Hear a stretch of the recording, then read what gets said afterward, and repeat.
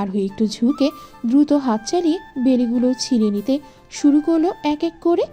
ঠিক তখনই পেছন থেকে নিঃশব্দে একটা মাথা এগিয়ে এলো তার ঘাড়ের নিকট। কানের কাছে মুখ নিয়ে ফিসফিসিয়ে বলল, কি করছিস এখানে? আরোহী চমকে উঠল, কেঁপে উঠল তার ছোট্ট দেহখানা। হৃদস্পন্দন বেড়ে গেল তীব্র ভয়ে।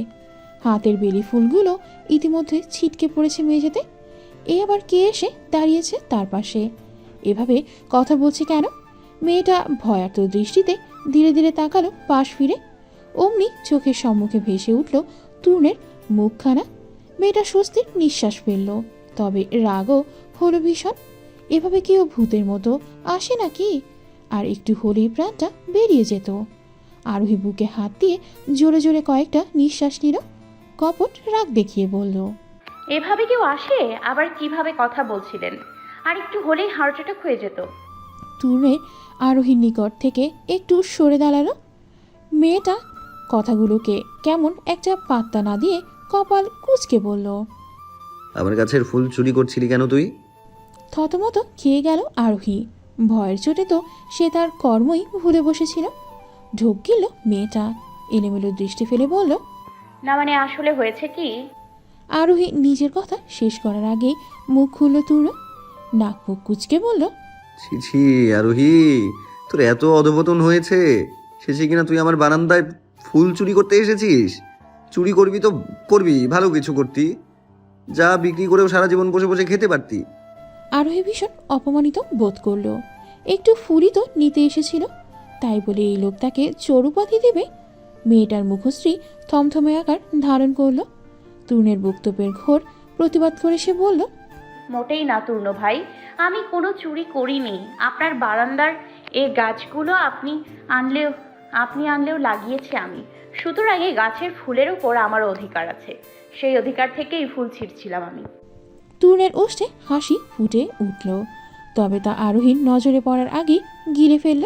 থমথমে কণ্ঠে বলল, তার মানে তুই বলতে চাইছিস গাছ এক হলেও এ গাছের মালিক আমরা দুইজন? আরোহী ওপর নিচ মাথা ঝাঁকালো, কণ্ঠে জোর দিয়ে বলল, হ্যাঁ তাই। ভেবে বলছিস তো? একদম। আরোহীর তৎক্ষণাৎ জবাব ওষ্ঠ প্রসারিত করল তূর্ণ।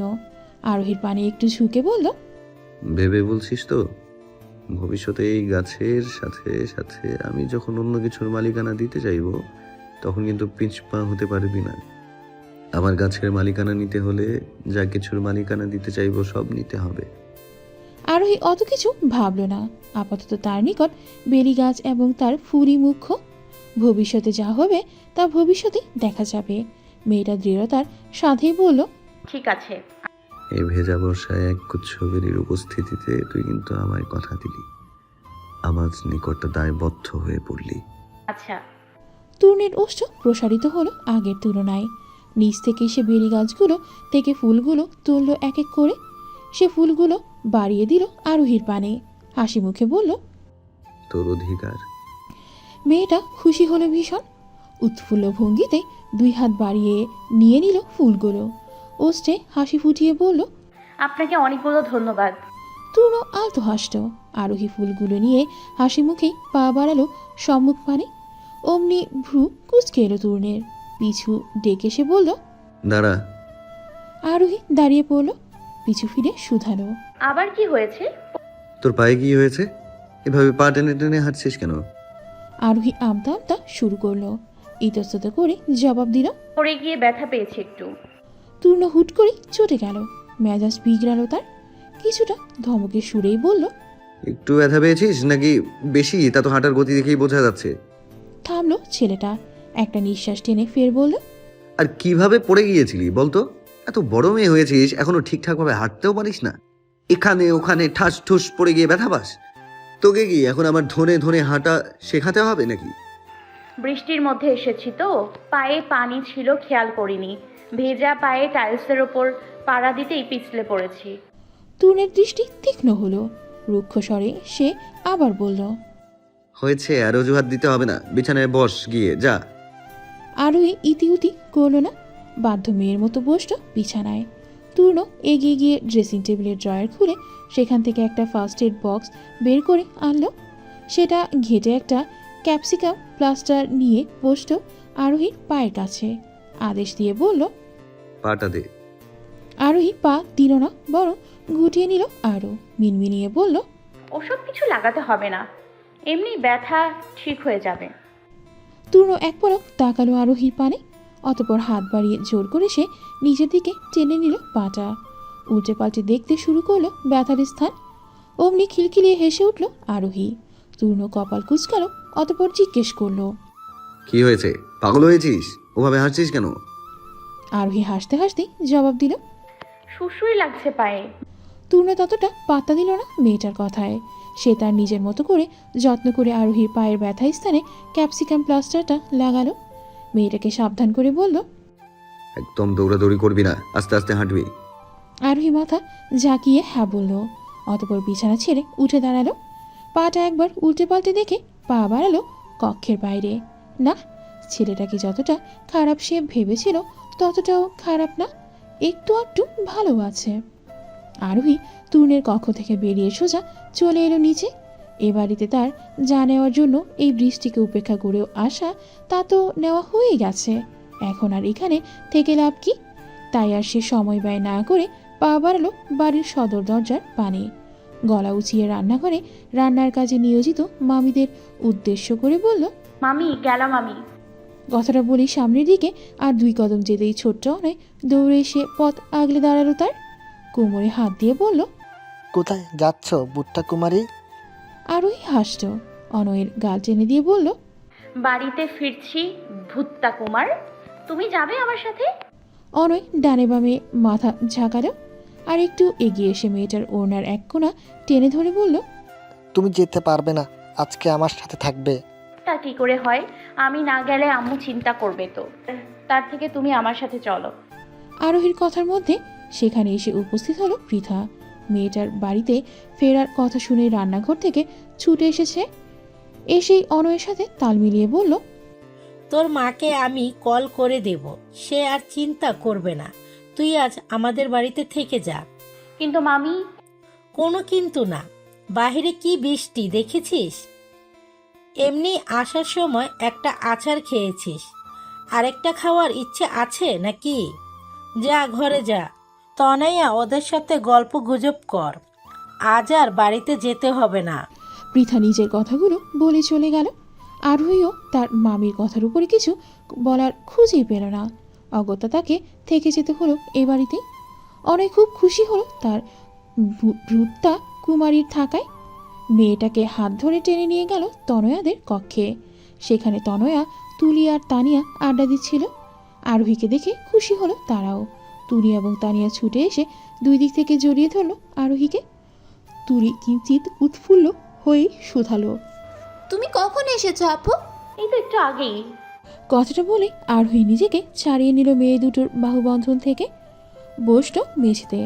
ওনার ভাঁজে রাখা বেলি ফুলগুলো সম্মুখে ছড়িয়ে ছিটিয়ে রেখে বলল, সুই সুতার বক্সটা দে তো, মালা গাঁথি একটু। তানিয়া তৎক্ষণাৎ ছুটে গিয়ে সুই সুতার বক্সটা নিয়ে এলো।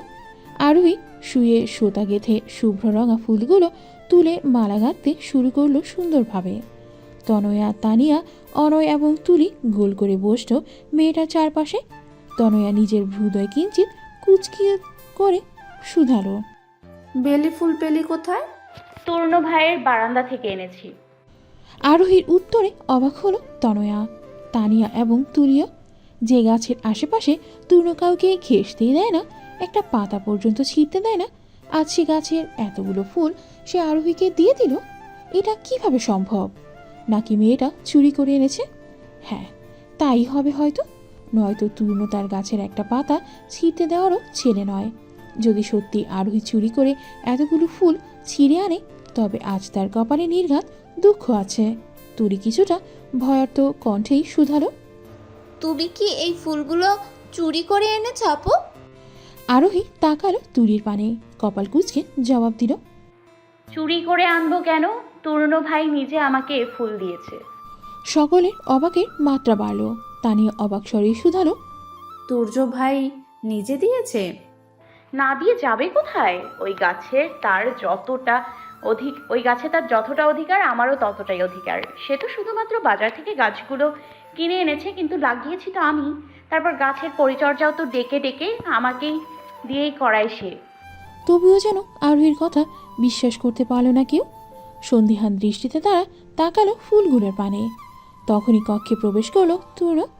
অনয়ের পানে তাকিয়ে বলল, কিরে ভুট্টা কুমার, কি করছিস? অনয় এবার তাকালো তূর্ণের পানে, অতপর আবার বেলি ফুলগুলোর পানে দৃষ্টি দিয়ে জবাব দিল, আমার ভুট্টা কুমারীর মালা গাঁথা দেখি।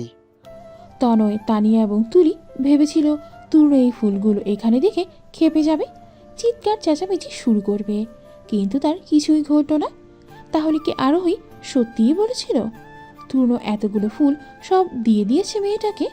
তনয়া, তানিয়া এবং তুলি গোল গোল চোখে তাকালো একবার তূর্ণের পানে, অতপর আবার আরোহীর পানে।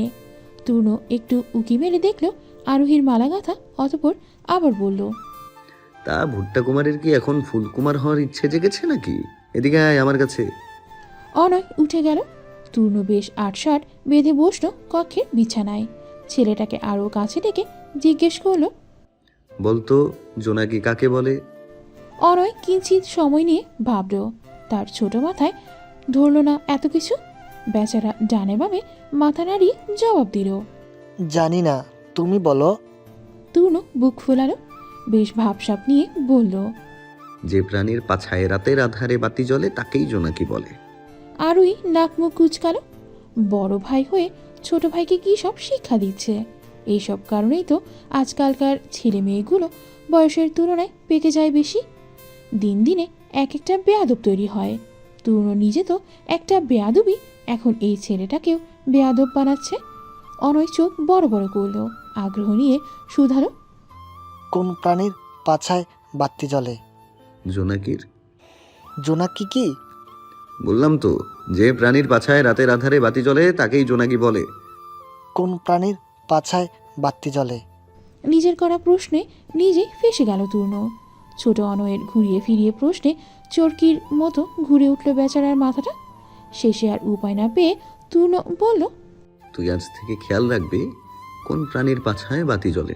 কোনো প্রাণীকে এমন দেখলেই দৌড়ে আমার কাছে আসবি। আমি তোকে একদম হাতে ধরে জোনাকি চিনিয়ে দেব। অনয় মাথা চাকালো, মুখে বলল, আচ্ছা। রাত গড়িয়েছে বেশ। চারদিকটা কালো আধারে ছেয়ে গেছে। বাহিরে এখনও ঝিরিঝিরি বৃষ্টির অস্তিত্ব রয়েছে। জনমানবেরও সারা শব্দ নেই তেমন। সবাই ঘুমিয়েছে বোধহয়। চৌধুরী পরিবারের সকলেও ইতিমধ্যে ঘুমে নিমজ্জিত। তবে ঘুম নেই অনয়ের চোখে। যদিও সন্ধ্যার সময়ে ঘুমিয়ে পড়েছিল সে, কিন্তু রাত্রির এইক্ষণে এসে সে ঘুম ভেঙে গেছে। ছেলেটা বেশ কিছুক্ষণ সময় নিয়ে বিছানায় শুয়ে এপাশ ওপাশ করল, হাত পায়ের প্রতিকৃতি দেখল, কিন্তু ঘুম সে কোনোভাবেই দুই চোখে ধরা দিচ্ছে না। অনয় আরও একটু সময় নিয়ে বিছানায় শুয়ে শুয়ে দুষ্টুমি করল, অতপর বিরক্ত হয়ে উঠে বসল। মায়ের মাথার কাছ থেকে টর্চারটা নিয়ে নীরবে নিঃশব্দে মা বাবার মাঝখান থেকে উঠে গেল সে। পা টিপে টিপে বেরিয়ে গেল কক্ষ থেকে, হাতের টর্চটা জ্বালিয়ে দিল। খোকা বাবু যায়, লাল জুতো পায়, বড় বড় দিদিরা সব উকি মেরে চায়, থেমে গেল আড্ডা, কমে গেল ঠান্ডা। দেবের সেদিন দেখা হয়েছিল ছবিটার এই গানটা গুনগুন করতে করতে ছেলেটা এসে দাঁড়ালো বসার কক্ষে। ঠিক তখনই তুর্য বাড়িতে ফিরল। অফিসের একটা কাজে গিয়ে বৃষ্টির দরুন আটকা পড়েছিল সে, তাই ফিরতে ফিরতে এতটা দেরি। তবে বাড়ির আরেকটা চাবি তার কাছে থাকায় ভেতরে ঢুকতে খুব একটা অসুবিধা পোহাতে হয়নি। কিন্তু এখন সমস্যা দাঁড়িয়েছে দরজা আটকানো নিয়ে। এক হাতে মোবাইল ফ্ল্যাশ জ্বালানো, অন্য হাতে ছাতা। এখন সে দরজাটা আটকাবে কিভাবে? ছাতাটা না হয় নিচে রাখা যাবে, কিন্তু মোবাইলের ফ্ল্যাশ তো দরজা আটকাতে প্রয়োজন হবে। অন্ধকারে তো আর দরজা আটকানো সম্ভব নয়।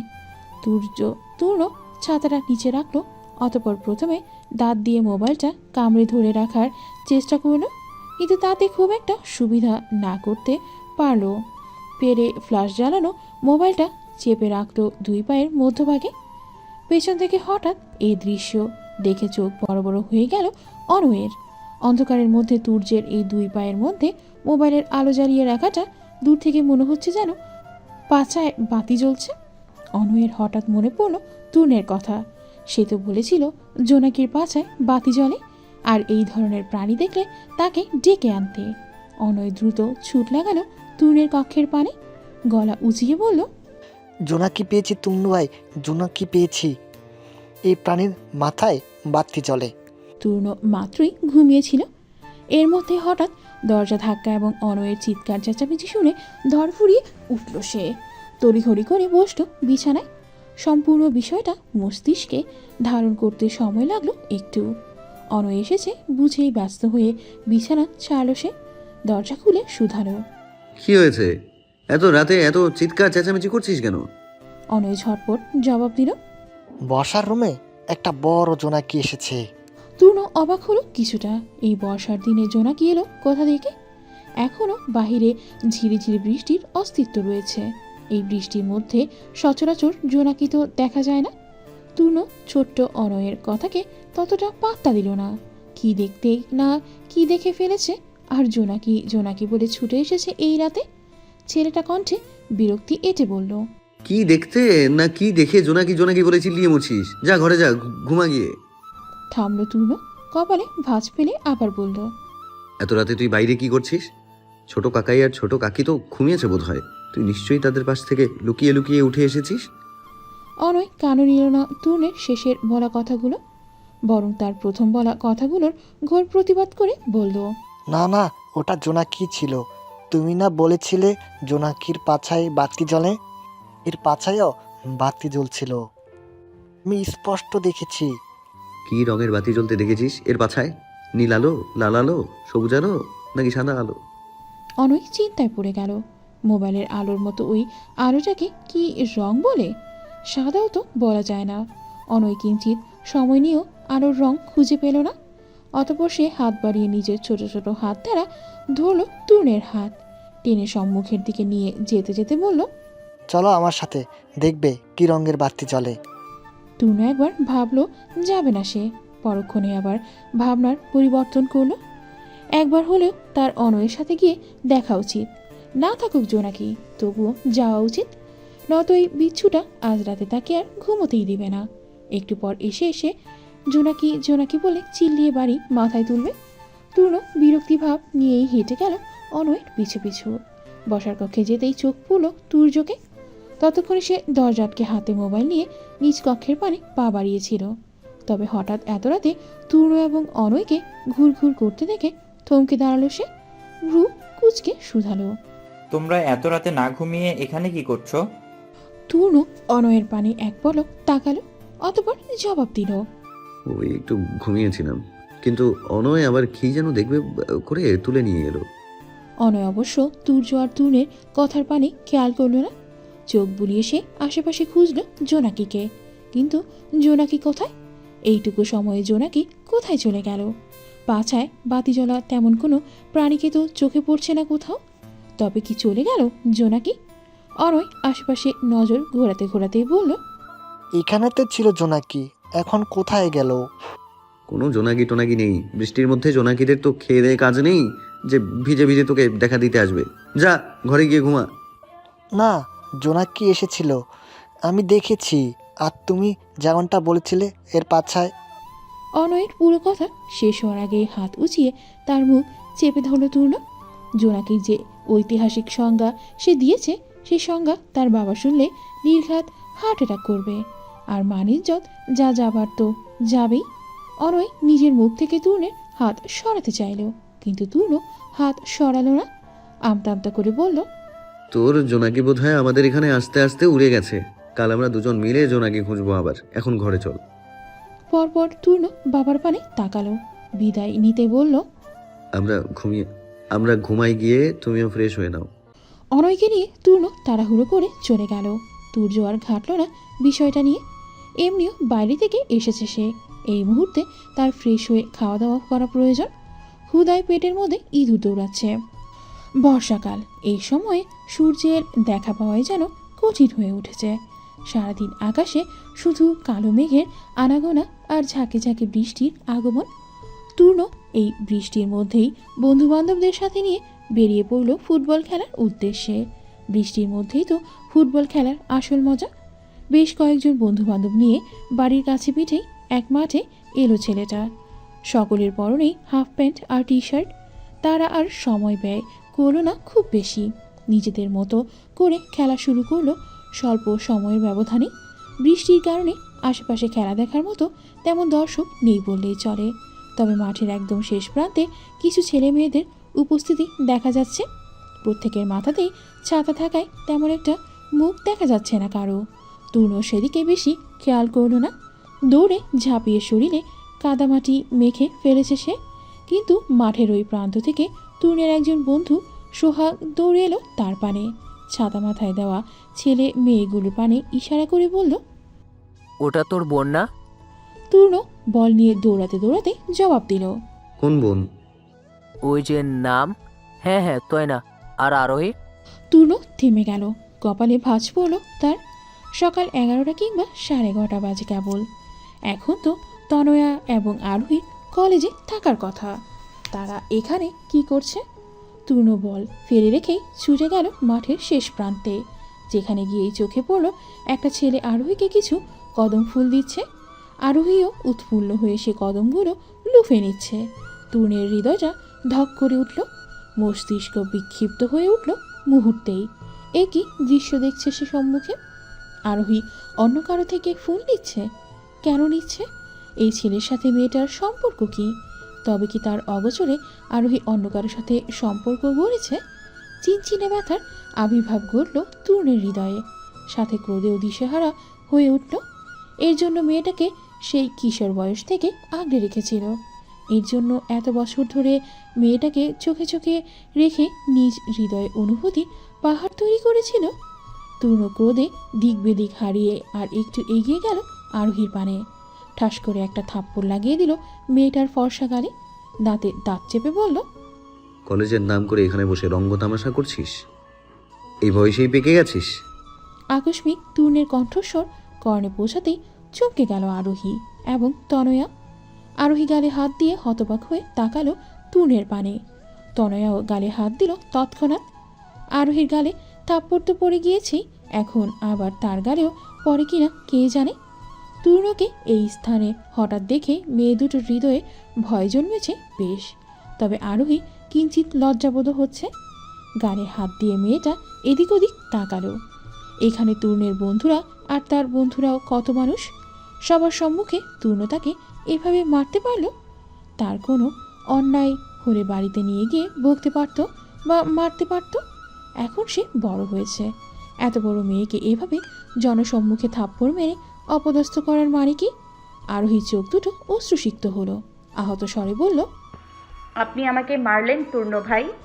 হ্যাঁ মেরেছি, আরো 2টা থাপ্পড় দেওয়া উচিত ছিল তোকে। কলেজ বাদ দিয়ে এখানে এই ছেলেদের সাথে তামাশা শুরু করেছিস।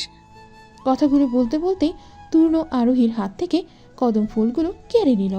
কাদামাটির মধ্যে সে ফুলগুলো ফেললো ক্ষিপ্ত হয়ে। অতপর তা পা ধারা পিষে দিয়ে বলল, আবার ছেলেদের থেকে ফুল নিচ্ছিস?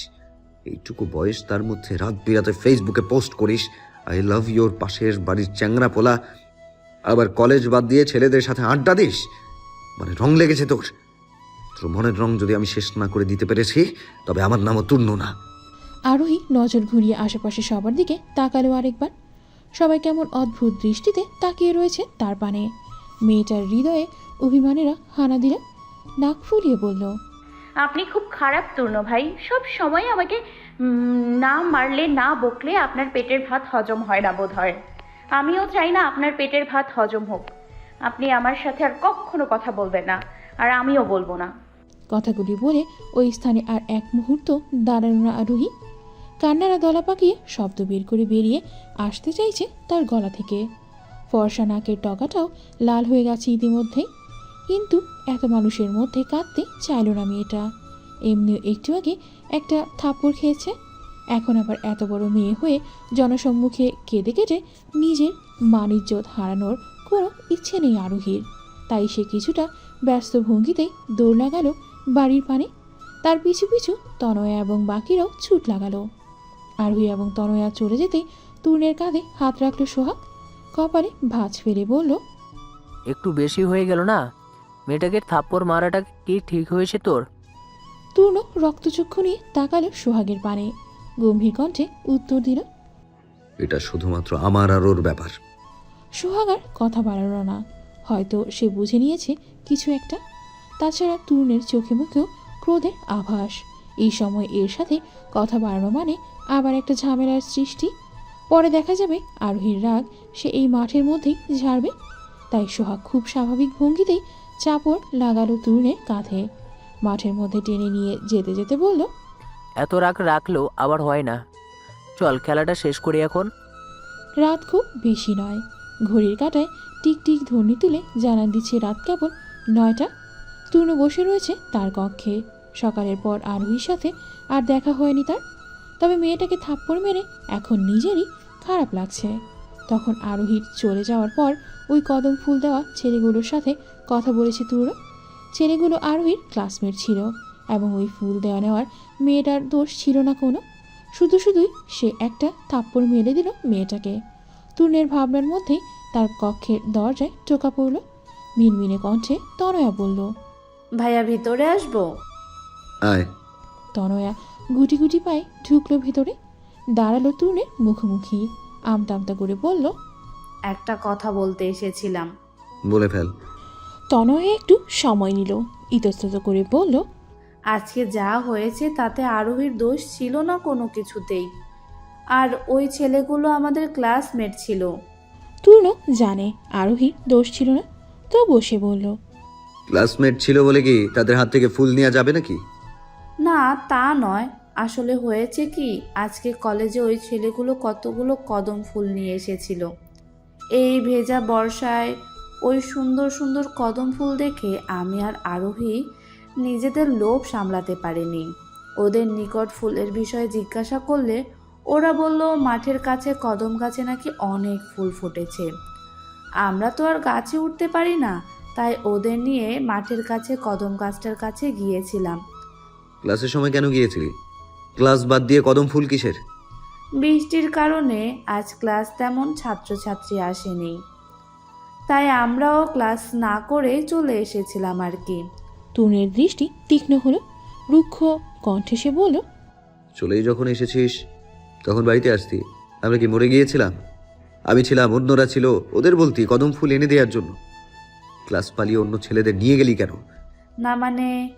তরুণ কটমট করলো, ধমকের সুরে বলল, তোকে আর মানে করতে হবে না, আপাতত চোখের সামনে থেকে সর, নয়তো একটাকে তো কানের নিচে দিয়েছি, এবার তোকেও দেবো। তনয়া ঢোক গেল, আর কিছু বলার সাহস পেল না সে। বেশি কিছু বলতে গেলে দেখা যাবে থাপ্পড় খেয়ে গাল পেকে গেছে। এলোমেলো দৃষ্টি ফেলল মেয়েটা, চুপচাপ বেরিয়ে গেল কক্ষ থেকে। রাত বেড়েছে, চারদিকটা কেমন শুনশান নীরবতায় ছেয়ে গেছে। চারপাশের আধারটাও গাঢ় রূপ ধারণ করেছে ইতিমধ্যে। বৃষ্টিটাও নেই। তরুণ নিজের মনের অপরাধবোধ এবং খারাপ লাগাকে দমাতে না পেরে শেষ পর্যন্ত বেরিয়ে এসেছে বাড়ি থেকে। প্রথমে সে আরোহীর বাড়ির দিকে রওনা দিয়েও আবার উল্টো দিকে ঘুরল। কিছুটা সময়ের ব্যবধানে এসে পৌঁছালো মাঠের কাছে সেই কদম গাছটার নিচে। হলুদ আর সাদার মিশ্রণে যে ফুটে থাকা সুশ্রী কদমে ভরে রয়েছে গাছটা। এই রাতের আধারে কদমগুলো যেন আরও স্নিগ্ধ এবং সুন্দর রূপ ধারণ করেছে। তরুণ মোবাইলের ফ্ল্যাশের আলোয় তাকিয়ে তাকিয়ে দেখল কদমগুলো। এই ফুলের জন্যই তো আজ এত কিছু। মেয়েটার কদম ফুল এত পছন্দ তাকে বললেই পারত, আর থাপ্পড় খেতে হতো না। অবশ্য আরোহীর সব ফুলই পছন্দ। ছোটবেলা থেকে মেয়েটা বেশ ফুলপ্রেমী, কিন্তু এখন সমস্যা হলো এই কদমগুলো তুলো পারবে কিভাবে? সব ফুল উপরের দিকে, নিচের দিকে কোনো ফুল নেই বললেই চলে। ছেলেমেয়েরা হয়তো নিচের দিকের সব ফুল ছিঁড়ে ফেলেছে। তুলো কিঞ্চিত সময় নিয়ে ঘুরে ঘুরে গাছের আশপাশটা পর্যবেক্ষণ করলো। অতপর মোবাইলের আলোর সাহায্যে গাছে চড়তে শুরু করলো। কিন্তু এখানেও সমস্যা। সারাদিন বৃষ্টিতে ভিজে ভিজে গাছটা কেমন পিচ্ছিল হয়ে গেছে। হাতে মোবাইল নিয়ে এই পিচ্ছিল গাছে ওঠা কি এতটাও সহজ নাকি? তবুও হার মানল না তরুণ। অনেক কষ্টে উঠল সে গাছে। ইতিমধ্যে গাছে বাকলের সাথে তার নরম চামড়ার ঘর্ষণে হাত পা ছুলে রক্তের দেখাও মিলেছে। তবুও থেমে থাকেনি ছেলেটা। গাছের ডগায় উঠে একগুচ্ছ কদম ছিঁড়ে হাতে নিয়ে ক্ষান্ত হলো সে। অতপর ওষ্ঠে এক টুকরো বিশ্বজয়ের হাসি ঝুলিয়ে নিচে নেমে এলো। নিচে নেমে আর দেরি করলো না তূর্ণ, এক ছুটে এসে দাঁড়ালো আরোহীদের বাড়ির সম্মুখে। মোবাইল ঘেঁটে কল লাগালো মেয়েটার নাম্বারে। আরোহী ঘুমাচ্ছিল, গভীর ঘুমে নিমগ্ন সে। এর মধ্যেই হঠাৎ করে বালিশের পাশে রাখা তার মোবাইলটা বেজে উঠল প্রবল ঝংকার তুলে। বিরক্ত হলো মেয়েটা, এত রাতে আবার কে কল করে ঘুম নষ্ট করেছে কে জানে। আরোহী ঘুম ঘুম চোখে মুখে মোবাইলটা হাতে নিল। নিভু নিভু দৃষ্টিতে স্ক্রিনে তূর্ণের নামটা দেখেই তার চোখের ঘুম উবে গেল। হৃদয়ে অভিমানেরা নড়ে চড়ে উঠল আবারও। একটু কিছু হলেই লোকটা তাকে থাপ্পড়ের উপরে রাখে, পরে আবার আদিক্ষেতা দেখাতে আসে। এই জন্য জুতা মেরে গরুদান। এবারে তো মেরেছে একদম শুধু শুধু, এখন আবার এসেছে ঢং দেখাতে। সেও এবার এরও ঢং গলবে না, একদম কল ধরবে না ওই লোকের। কিন্তু এ লোক তো থামছেই না, একের পর এক কল দিয়েই যাচ্ছে। আরোহী একবার ভাবলো মোবাইলটা বন্ধ করে দিবে, পরক্ষণে আবার ভাবলো কলটা একবার ধরে দেখাই যাক লোকটা কি বলে। উল্টাপাল্টা কিছু বলা শুরু করলে না হয় কল কেটে মোবাইলটা বন্ধ করেই দেওয়া যাবে। আরোহী কল রিসিভ করে মোবাইল কানের কাছে ধরলো, থমথমে কণ্ঠে বলল, আসসালামু আলাইকুম। এত রাতে কল করেছেন কেন? তূর্ণ সালামের উত্তর দিল। অতপর বেশি কথা না বাড়িয়ে বলল, নিচে আয়। আরোহী ভ্রু কুচকাল, কপালে ভাঁজ ফেলে বলল, কেন? আগে আয় তো নিচে, তারপর দেখবি। কথাটা বলেই পরপর কল কাটল তূর্ণ। আরোহী ভ্রু কুচকে রেখেই বিছানা ছাড়ল, লম্বা লম্বা পা ফেলে গিয়ে দাঁড়ালো জানালার নিকট। উকি দিয়ে দেখলো তূর্ণ সত্যিই দাঁড়িয়ে রয়েছে। কিন্তু এত রাতে এই লোক এখানে কি করছে? সকালে থাপ্পড় মেরে হয়নি, এখন আবার এসেছে। মেয়েটা বিছানার পাশ থেকে ওড়না নিয়ে পরিপাটিভাবে গায়ে জড়িয়ে নেমে নিচে এলো। দরজা খুলে গিয়ে দাঁড়ালো তূর্ণের পেছনে, ভারী কণ্ঠে শুধালো, সমস্যা কি? এত রাতে আবার আমাদের বাড়িতে এসেছেন কেন? তূর্ণ পিছন ফিরে তাকালো। আরোহী চোখ মুখ স্পষ্ট ক্রোধের ছাপ। মেয়েরা নিশ্চয় তার উপরই রেগে আছে। হাসল তূর্ণ, তার হাতে ধরে থাকা কদমগুচ্ছ বাড়িয়ে দিল মেয়েটার পানে। মোহিত কণ্ঠে আওড়ালো, এই ভেজা বরসায় একগুচ্ছ কদম হাতে আমি দাঁড়িয়ে রয়েছি তোমারই অভিমুখে। তুমি কি নিবে এ কদমগুচ্ছ, নাকি ফিরিয়ে দিবে আমায়? তূর্ণের কণ্ঠে এমন বাক্য শ্রবণে চমকালো আরোহী। এই রাতে এখানে এসে এই লোক এমন প্রেমময় বাক্য আওড়াচ্ছে কেন? একে আবার ভূতে টুতে ধরো নাকি, নাকি অন্য কিছু? আরোহীর হৃদয়ে বিভিন্ন প্রশ্নেরা হানা দিতে শুরু করলো। এতদিনের কাজিন সম্পর্কটা ভেঙে অন্য সম্পর্কের আভাস দিতে শুরু করলো তাকে। হৃদস্পন্দন বাড়ল তার। তবে তারই আভাসের উপরে এক বালতি পানি ঢেলে খেকি উঠল তূর্ণ। ধমকের সুরে বলল, কি হলো, ফুলগুলো ধরবি নাকি ফেলে দেবো? আরোহীর ভাবনা চিন্তায় ভাটা পড়ল। নিজের ওপর নিজে বিরক্ত হলো ভীষণ। এসব সে কি ভাবছিল? এই খবিশ লোক আর অন্য কোনো অনুভূতি অসম্ভব হতে পারে। কোনো কবিতার লাইন এনে তার সম্মুখে ঝেড়ে দিয়েছে, এ ব্যতীত আর কিছুই নয়। আরোহী মুখ বাঁকালো, ভেঙচি কেটে বলল, আপনার কদম আপনিই রাখুন, আমার লাগবে না। তুই নিবি না এই ফুলগুলো? না। নিশ্চিত হয়ে বলছিস তো? শতভাগ নিশ্চিত। হঠাৎই তূর্ণ ভোল বদলালো। এতক্ষণ শক্ত কণ্ঠে কথা বললেও এই পর্যায়ে এসে কণ্ঠ নরম করলো সে। হাত দুটো উল্টে পাল্টে দেখিয়ে বলল, তোর জন্য কদম আনতে গিয়ে দেখ হাত দুটোর কি অবস্থা হয়েছে, আর এখন তুই বলছিস নিবি না? আরোহী পূর্ণ দৃষ্টিতে তাকালো তূর্ণের হাতের পানে। সত্যি হাত দুটো ছিলে চুলে একাকার অবস্থা। ফর্সা হাত দুটোতে লাল রক্ত লেগে আছে। মায়া লাগলো মেয়েটার। এই কদমগুচ্ছ আর ফিরিয়ে দিতে পারল না সে। হাত বাড়ি নিল হাতে, থমথমে কণ্ঠে বলল, শুধুমাত্র আপনার হাতের অবস্থা দেখে মায়া লেগেছে বলে নিলাম, নয়তো নিতাম না। তূর্ণ উষ্ঠ প্রসারিত করলো। আরোহীর হাত টেনে বলল, চল একটু হেঁটে আসি। আরোহী বিরক্তি করলো না, থমথমে মুখশ্রী নিয়ে হাঁটা শুরু করলো তূর্ণের পাশে পাশে। দুজনের মধ্যেই নীরবতা বিরাজমান, কেউ কথা বলছে না কোনো। বেশ কিছুক্ষণ সময় নিয়ে নীরবতা ভাঙল তূর্ণ। কিছুটা ইতস্তত করে বলল, সকালে তোকে থাপ্পড় মারার জন্য আমি মোটেও অনুতপ্ত নই, তবে এই বর্ষায় সবার আগে তোকে কদম দিতে না পারায় আমি সত্যি অনুতপ্ত। আরোহী অবাক হলো, গোল গোল চোখে তূর্ণের পানে তাকিয়ে বলল, তার মানে আপনি বলতে চাইছেন আপনি আমাকে থাপ্পড় মেরে ঠিক করেছেন? অবশ্যই ঠিক করেছি, আরও দুটো থাপ্পড় মারা উচিত ছিল তোকে। একে তো ক্লাস না করে চলে এসেছিস, তার মধ্যে আবার ছেলেদের নিয়ে গিয়েছিলি কদম পাড়তে। এখানে দোষের কি আছে? শুধু কদম পাড়তেই তো গিয়েছিলাম, আর তো কিছু নয়। আর কিছু হলে তুই এখনো জীবিত থাকতি না। আরোহী দাঁড়িয়ে পড়ল, ওষ্ঠ ফাঁকা করে বলতে চাইল কিছু। এর মধ্যেই ঝমঝমি বৃষ্টি নামলো, ভিজিয়ে দিতে শুরু করলো প্রকৃতিকে। বর্ষার এই এক দোষ, বলা নেই কওয়া নেই, যখন তখন গগন কাঁপিয়ে বৃষ্টি নেমে পড়ে। এমন হঠাৎ বৃষ্টিতে তূর্ণ এবং আরোহী দুজনেই চমকালো বেশ। তূর্ণ মেয়েটার হাত টেনে দৌড় শুরু করলো পিছন ঘুরে। এক দৌড়ে তারা এসে দাঁড়ালো আরোহীদের বাড়ির সম্মুখে। তবে এত তাড়াহুড়ো করেও বৃষ্টির পানি থেকে নিজেদের বাঁচাতে পারল না তূর্ণ এবং আরোহী। দুজনের শরীরই ভিজে একাকার। তূর্ণের বিরক্তিতে নাক মুখ কুঁচকে এলো। মাথার চুল ছাড়তে ছাড়তে সে তাকালো আরোহীর পানে। অমনি থমকে গেল বেচারা। হৃদস্পন্দন গাঢ় হয়ে উঠল মুহূর্তে। বৃষ্টিতে ভিজে মেয়েটার শরীরে থাকা টি শার্টটা ডেপটে গেছে। রাস্তার ল্যাম্পপোস্টের আলোয় মেয়েটার শরীরের প্রতিটা ভাঁজ স্পষ্ট তূর্ণের নিকট। বেচারা হাঁসফাঁস করে উঠল। হৃদয়ে নিষিদ্ধ অনুভূতিরা মাথাচাড়া দিয়ে উঠল মুহূর্তে। হাজার হলেও সে পুরুষ মানুষ তো। তূর্ণের ভীষণ ইচ্ছে হলো আরোহীকে একটু ছুঁয়ে দিতে। ভালোবাসা অন্তত মেয়েটার ললাটের মধ্যভাগে একটা গাঢ় চুম্বন করতে। তূর্ণের ভীষণ ইচ্ছে হলো আরোহীকে একটু ছুঁয়ে দিতে। ভালোবাসে অন্তত মেয়েটার ললাটের মধ্যভাগে একটা গাঢ় চুম্বন করতে। তবে কি সে নিজেকে নিয়ন্ত্রণ করল? নিজের পুরুষতাত্ত্বিক মনোভাবকে দমন করতে মেয়েটার দিক থেকে নজর ঘুরিয়ে নিল সে আদেশ দিল, ভেতরে যা আরোহী। আরোহী গেল না, বরং হাত দুটো মেলে দিল বৃষ্টির মাঝে। ওষ্ঠে তার মন মাতানো হাসি। বৃষ্টির ফোঁটা ফোঁটা বিন্দুগুলোকে সে আলতোভাবে ছুঁয়ে দিতে দিতে বলল, আর একটু পরেই যাই না। তূর্ণ আর চোখে তাকালো মেয়েটার পানে। হৃদকম্পন বাড়ল আরও। প্রবল এই বর্ষণের মধ্যে মেয়েটার রূপ যেন স্নিগ্ধতা ছড়াচ্ছে আরও। বৃষ্টির ফোঁটা ফোঁটা বিন্দু গায়ে মেখে উতলা করে তুলছে তূর্ণের হৃদয়। ঝোঁক গিলল বেচারা, ফের বলল, একটু পর না, এখনই ভেতরে যা আরোহী। আরোহী তবুও গেল না। এবার হাতের সাথে একটা পাও সে বাড়িয়ে দিল বৃষ্টির মধ্যে।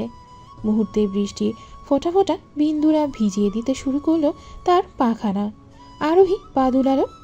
ওষ্ঠে হাসির উপস্থিতি রেখে বলল, পায়ে এখন আলতা আর নুপুর হলে দেখতে বেশি ভালো লাগতো। কথাটা বলার প্রায় সাথে সাথেই ধমকে উঠল তূর্ণ। রুক্ষ স্বরে বলল, ভেতরে যাবি নাকি? আকস্মিক ধমকে কেঁপে উঠল আরোহী। এতক্ষণ তো সব ভালোই ছিল। কি সুন্দর ব্যবহার করলো এ লোক তার সাথে। তাহলে হঠাৎ কি হলো যে এভাবে ধমকে উঠল? মেয়েটা তাকালো তূর্ণের পানে, কপাল কুঁচকে শুধালো, কি হয়েছে তূর্ণ ভাই? হঠাৎ এভাবে ধমকাচ্ছেন কেন? কথা শুনছিস না কেন তাহলে? ভেতরে যেতে বলছি, যাচ্ছিস না কেন? আরোহী চোখ ছোট ছোট করলো, ভেঙচি কেটে বলল, যাব না আমি। কি সুন্দর বৃষ্টি, দেখতে ভালো লাগছে। তপ্ত নিঃশ্বাস ফেলল তূর্ণ। মেয়েটা এখনো নিজের দিকে খেয়াল করেনি হয়তো। যদি খেয়াল করতো তবে এতক্ষণে লাজে মুষড়ে পড়তো, ছুটে পালাতো তূর্ণের সম্মুখ থেকে। একটু সময় নিল তূর্ণ, অতঃপর বলেই ফেলল, নিজের পা হতে মাথা অবধি দেখ একবার, তারপর যদি তোর মনে হয় আমার সামনে থাকা উচিত থাক, নয়তো ভেতরে যা। আরোহী ভ্রু কুচকে তাকালো নিজের পানে। অমনি চমকে উঠল। বৃষ্টির পানিতে ভিজে কি বিশ্রী দেখাচ্ছে তাকে। শরীরের প্রতিটা ভাঁজ স্পষ্ট হয়ে উঠেছে যেন। আর সে কিনা এভাবে এতক্ষণ দাঁড়িয়েছিল এই লোকের সম্মুখে। আবার তাকে ভেতরে বারবার ভেতরে যেতে বলার পরও সে যায়নি। লজ্জায় মুষড়ে পড়ল আরোহী। আর এক মুহূর্ত তূর্ণের সম্মুখে দাঁড়িয়ে থাকার শক্তি পেল না সে। এক দৌড়ে চলে গেল গৃহের ভেতরে। তূর্ণ হাসল। ভেজা চুলগুলোতে হাত বোলাতে বোলাতে সেও নেমে পড়ল বৃষ্টির মধ্যে। আজ রাতটা হোক না একটু বৃষ্টিময়, সুন্দর। বিকালের সময়, চারিদিকটায় এখনও সূর্যের উজ্জ্বল বিরাজমান। আজ বৃষ্টি নেই তেমন, তবে সূর্যের আশেপাশে কিছু মেঘের আনাগোনা লেগেই রয়েছে। কখন আবার গগন কাঁপিয়ে বৃষ্টি নেমে পড়ে কে জানে। আরোহী বসে রয়েছে নিজ কক্ষের বারান্দায়। নরম বৃষ্টিতে দেখছে চারপাশের প্রকৃতি। তূর্ণের সাথে তার দেখা হয়েছে গোটা একটা দিন কেটে গেছে। এর মধ্যে আরোহী আর ওই পুরুষের মুখোমুখি হয়নি, কথাও বলেনি। তূর্ণ তার সামনে আসেনি কিংবা কল করেনি। যাক, ভালোই হয়েছে। তূর্ণ তার থেকে দূরে দূরে রয়েছে। সেদিন রাতে যা ঘটল মনে পড়লেও মেয়েটার ভেতরটা লজ্জায় শিউরে ওঠে। মেয়েটার ভাবনার মধ্যেই তার কক্ষে এলো ইরা, ডেকে বলল, আমি আর আয়ুষ একটু তরুণদের বাড়িতে যাচ্ছি, তুই যাবি? তূর্ণদের বাড়িতে ও বাড়িতে যাওয়া মানে তো তূর্ণের মুখোমুখি হওয়া। সেদিন রাতের ওই লজ্জাজনক ঘটনার পর কোন মুখে আরোহী ওই লোকের সম্মুখে দাঁড়াবে? না না, ও বাড়িতে যাওয়া যাবে না এখন। মেয়েটা এলোমেলো দৃষ্টি ফেলল, কিছুটা ব্যস্ত হয়ে বলল, না না না, আমি যাব না, তোমরা যাও। ইরা আর সাধ্য না মেয়েকে স্বাভাবিক কণ্ঠে বলল, আচ্ছা আমরা যাচ্ছি তাহলে, সন্ধ্যার আগেই চলে আসব, তুই দরজা আটকে ভিতরে থাকিস। কথাটা বলে পিছনে ঘুরল ইরা, দরজার দিকে পা বাড়াতে বাড়াতে বলল, যাই গিয়ে তরুণকে দেখে আসি একটু, জ্বরে ছেলেটা নাকি শয্যাশায়ী হয়ে পড়েছে। আরোহী চমকালো। কার জ্বর? তূর্ণের? সেদিন যা বৃষ্টিতে ভিজেছে তাতে জ্বর ওঠারই কথা। সকালে বৃষ্টিতে ফুটবল খেললো, আবার রাতে তার সাথে ভিজল। কিন্তু তূর্ণের জ্বর তো ভয়ঙ্কর, সহজে তার জ্বর টর আসে না। তবে যখন আসে তখন ছেলেটাকে নাজেহাল করে তোলে। আরোহীর মায়া হলো, হৃদয়ে কেমন একটা খারাপ লাগা অনুভব করলো। তূর্ণকে নিয়ে চিন্তা হলো ভীষণ। ছেলেটা ঠিক আছে তো? কতটা জ্বর উঠেছে? মেয়েটা তার সিদ্ধান্ত পরিবর্তন করলো সাথে সাথে। মাকে পেছন থেকে ডেকে বলল, মা আমি যাব। ইরা দাঁড়ালো, পেছন ঘুরে ভ্রু কুঁচকে বলল, তুই না একটু আগে বললি যাবি না? জোরপূর্বক হাসলো আরোহী, কিছুটা ইতস্তত করে বলল, বাসায় একা একা থেকে কি করব, তাই ভাবলাম ও বাড়ি থেকেই ঘুরে আসে একটু। কিঞ্চিত সময়ের বিলুপ্তি ঘটিয়েই তরুণদের বাড়িতে এসে পৌঁছালো ইরা, আয়ুষ এবং আরোহী। তাদের দেখে এগিয়ে এলো পৃথা। ইরাকে এক হাতে আগলে নিয়ে বলল, তোমাকে তো দেখাই যায় না আমাদের এদিকে, একদমই আসো না। সাংসারিক কাজে ব্যস্ত থাকি, তাছাড়া কয়দিন ধরে যা বৃষ্টি তাই আসা হয় না। থামলো ইরা, ফের বলল, তরুণ কোথায়? শুনলাম ওর নাকি খুব জ্বর। আর বলো না, কাল থেকে জ্বরে হুঁশই ছিল না ছেলেটার। ওষুধ খাওয়ানোর পর একটু কমেছে জ্বরটা, ঘুমাচ্ছে এখন। তূর্ণের ঘুমানোর কথা শুনে ইরা আর উপরে গেল না। পৃথার সাথে খোশ গল্পে বসল সে। আয়ুষও আর তূর্ণের কক্ষের পানে না গিয়ে অনয়ের সাথে দুষ্টুমিতে মাতল। এমনি জ্বর ছেলেটার, তার মধ্যে আবার তার ঘুমে বিরক্ত করার কি দরকার? তবে আরোহী এই সুযোগটাই নিতে চাইল। তূর্ণের ঘুমের মধ্যে একবার তাকে দেখে আসতে চাইল। ঘুম ভেঙে যাওয়ার পর ওই পুরুষের মুখোমুখি হওয়ার শক্তি এই মুহূর্তে মেয়েটার মধ্যে নেই। সেদিন রাতের কথা ভেবে এখনই কেমন ভেতরে ভেতরে লজ্জা, অস্বস্তি হচ্ছে। মুখোমুখি হলে তো আরও হবে। সকলের অগোচরে আরোহী ধীর পায়ে উপরে উঠল, পা টিপে টিপে ঢুকল তূর্ণের কক্ষে। কিন্তু এ কি? চারদিকটা অন্ধকারে ঘেরা, কক্ষের জানালাগুলো সব বন্ধ, আবার লাইটও নিভানো। মেয়েটা এদিক ওদিক হাতড়ে জানালার ফাঁকে থেকে আসা আবছা আলোয় কক্ষের বৈদ্যুতিক লাইটটা জ্বালালো। অতঃপর বিছানার পানে ফিরতেই চমকে উঠল সে। হৃদস্পন্দন গাঢ় হলো পূর্বের তুলনায়। তূর্ণ উদম শরীরে উপর হয়ে শুয়ে আছে বিছানায়, কোমর অব্দি একটা কাঁথা টানা, শুধুমাত্র পিঠ জুড়ে বিন্দু বিন্দু ঘামের উপস্থিতি। ঢোক গিল বেচারি, বুকের মধ্যটায় কেমন ধ্রিম ধ্রিম আওয়াজ হচ্ছে তার। আরোহী আর গেল না তূর্ণের নিকট, উঠে ঘুরে পা বাড়ালো দরজার পানে। তখনই তার কর্ণে ভেসে এলো অস্পষ্ট স্বরের কিছু শব্দ। মেয়েটা থমকে দাঁড়ালো, পিছনে ফিরে তাকালো বিছানার পানে। তূর্ণ ইতিমধ্যে চিত হয়ে শুয়েছে, বিড়বিড়িয়ে বলছে কিছু। কপালে তার বিন্দু বিন্দু ঘাম জমেছে, সম্ভবত কোনো বাজে স্বপ্ন দেখছে বা অন্য কিছু। আরোহী আর বেরিয়ে গেল না কক্ষ থেকে, ফিরে গিয়ে দাঁড়ালো বিছানার নিকটে। একটু ঝুঁকে কান পেতে শোনার চেষ্টা করলো তনু কি বলছে তা, কিন্তু কিছুই তো শোনা যাচ্ছে না স্পষ্ট। কি বলছে এই ছেলে? আরোহী আরও একটু ঝুঁকলো, একদম তূর্ণের মুখের নিকট কর্ণ নিয়ে শোনার চেষ্টা করলো তার কথা। কিন্তু কিছু শোনার পূর্বেই তূর্ণ হঠাৎ জড়িয়ে ধরলো আরোহীকে, শক্ত করে চেপে ধরলো নিজ বক্ষের সাথে। হকচকিয়ে উঠল মেয়েটা। একজন পুরুষের এমন অনাকাঙ্ক্ষিত স্পর্শে শিউরে উঠল তার দেহখানা। বুকের ভেতরে অবস্থানরত ছোট্ট হৃৎপিণ্ডটা লাফিয়ে উঠল যেন দ্রুত বেগে। মেয়েটা নিজেকে ছাড়িয়ে নিতে চাইল তূর্ণের বাঁধন থেকে, কিন্তু পারল না। ছেলেটা আরও শক্তভাবে নিজের সাথে জড়িয়ে নিল তাকে। চোখ দুটো বন্ধ রেখে অস্থির হয়ে বলল, তুই আমার, শুধু আমার। আরোহী অবাক হলো। তূর্ণ কার কথা বলছে? কাকে এতটা অস্থির হয়ে নিজের বলে জাহির করছে। মেয়েটা চোখ তুলে তাকালো তূর্ণের মুখ পানে, কিঞ্চিত অবাক সুরে বলল, কার কথা বলছেন আপনি তূর্ণ ভাই? কে আপনার? তূর্ণ জবাব দিল না আরোহীর প্রশ্নের। চোখ বন্ধ করে সে বারবার বলেই যাচ্ছে, তুই আমার, শুধু আমার। তোকে আমি হারাতে পারবো না। আমি ভালোবাসি তোকে, ভীষণ ভালোবাসি। আরোহী ভ্রু কুচকাল। তবে কি তার তূর্ণ ভাই কারোর সাথে প্রেম করে বা কাউকে ভালোবাসে? মেয়েটার হঠাৎ বুক কাঁপল। অদ্ভুত এক কষ্টদায়ক অনুভূতি ঘিরে ধরল তাকে। বুকের মধ্যে যেন তীব্র যন্ত্রণা শুরু হয়েছে। বারবার মনে হচ্ছে তূর্ণ অন্য কাউকে ভালোবাসতে পারে না, কিছুতেই না। এমন কেন হচ্ছে তার সাথে? তূর্ণ অন্য কাউকে ভালোবাসতেই পারে, এত তার ভেতরে তো এমন হওয়ার কথা না। তবে কি তার হৃদয়ে তূর্ণের জন্য কোনো অনুভূতি রয়েছে? না, এ হতে পারে না। তাদের মধ্যকার সম্পর্কটা শুধুমাত্র ভাই বোনের সম্পর্কেই সীমাবদ্ধ থাকা উচিত। ছোটবেলা থেকে তো তারা ভাই বোন হিসেবেই বড় হয়েছে। সেখানে হৃদয়ে এমন এক অনুভূতির স্থান দেওয়াও যে পাপ। তাছাড়া তার হৃদয়ে তূর্ণের জন্য এমন অনুভূতি রয়েছে জানাজানি হলে বাড়ির সবাই কী ভাববে? নিশ্চয়ই তাদের দুই পরিবারের সম্পর্কটা নষ্ট হয়ে যাবে। আর তূর্ণই বা কী ভাববে? নির্ঘাত ঠাস ঠাস করে দুটো থাপ্পড় লাগিয়ে দিবে তার দুই গালে। তারপর ধমকে বলবে, ছি ছি আরোহী, শেষ পর্যন্ত এই ছিল তোর মনে? এইভাবে তুই কুলসিত করলি আমাদের মধ্যকার ভাই বোনের সম্পর্ককে? এইভাবে আমাদের দুই পরিবারের সম্পর্ককে নষ্ট করলি? তোকে যেন আমার আশেপাশে আর কখনো না দেখি। আরোহী ঢোক গিল। নিজেকে তূর্ণের বাঁধন থেকে ছাড়াতে ব্যস্ত হলো ভীষণভাবে, কিন্তু সে ব্যর্থ। এত বড় শক্তপোক্ত এক পুরুষের সাথে তার মতো এক চুনোপুটির পাড়া কি সহজ নাকি? মেয়েটা শেষে আর কোনো উপায় না পেয়ে একটু জোরেই ডেকে উঠল, তূর্ণ ভাই, তূর্ণ ভাই। এরপরেও কোনো হেলদোল দেখা গেল না তূর্ণের মধ্যে। হুশ করে একটা নিঃশ্বাস ফেলল মেয়েটা। দুই হাত তুলে সে ধাক্কা মারল তূর্ণকে, ফের ডাকল, তূর্ণ ভাই, তূর্ণ ভাই। তূর্ণ এ পর্যায়ে নড়ে চড়ে উঠল। নিভু নিভু দৃষ্টিতে তাকালো সে চোখ মেরে। আরোহীকে এত কাছে দেখে ওষ্ঠে হাসি ফুটে উঠল তার। ভাবল জ্বরের ঘোরে স্বপ্ন দেখছে, তাই আর অতটা মাথা ঘামালো না সে বিষয়টা নিয়ে। আরোহীকে নিজের সাথে জড়িয়ে রেখেই চোখ বন্ধ করলো আবারও।